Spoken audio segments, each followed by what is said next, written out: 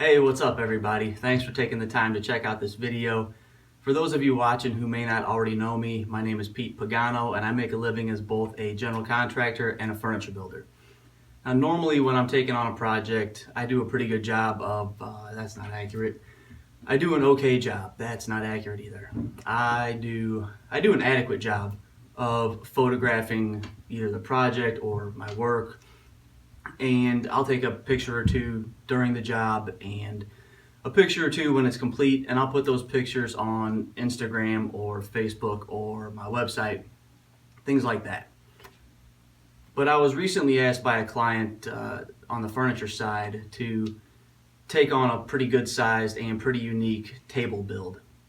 So I wanted to do something above and beyond just taking a few pictures to tell the story of this table. So I shot a bunch of video.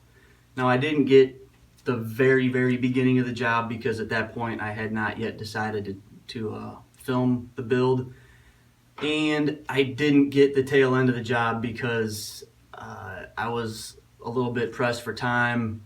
I was dog tired and pretty frustrated at how a couple of my tools were performing, so I just didn't have the patience to set up different camera angles and think about what was going to be the best shot, stuff like that.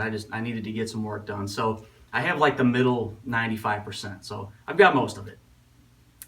But the goal is to try and take all that video and edit it down into 5, 6, 7, 8, whatever minute chunks that make sense to kind of tell the story of this table big chunk by big chunk of work. That being said, the video that I have, it's not, well, it ain't good.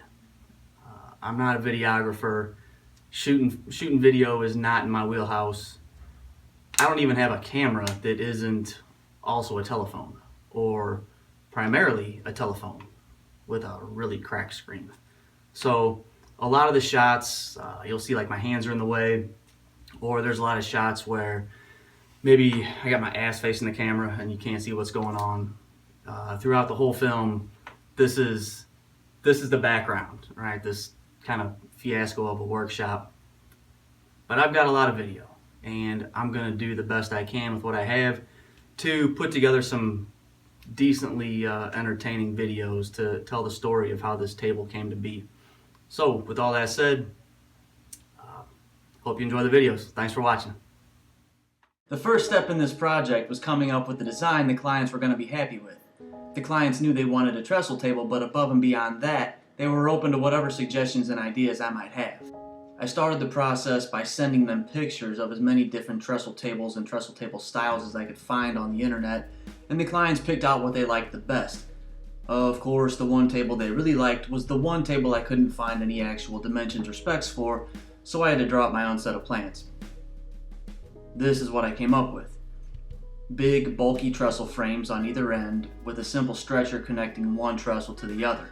The entire table was designed to be 7 feet long and about 43 inches wide. The clients wanted the table built with reclaimed wood, and this is where the story gets a little interesting. A while back, the clients purchased the house you see here, which was built all the way back in 1910.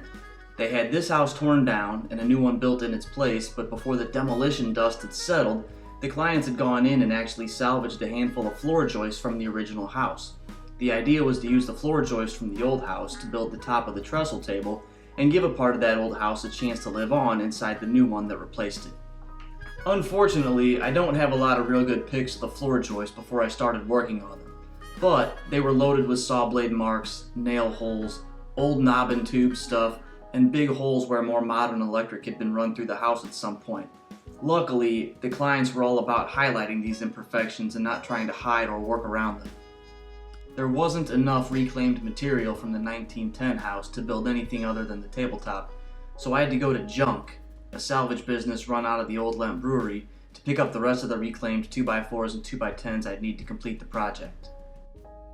Here's the lumber I picked up. It's mostly old 2x4s and a couple old 2x10 floor joists. All the lumber I picked out had the same patina and character as the lumber I was going to use for the tabletop, and with all the lumber picked up and the design okayed by the client, it was time to make some sawdust.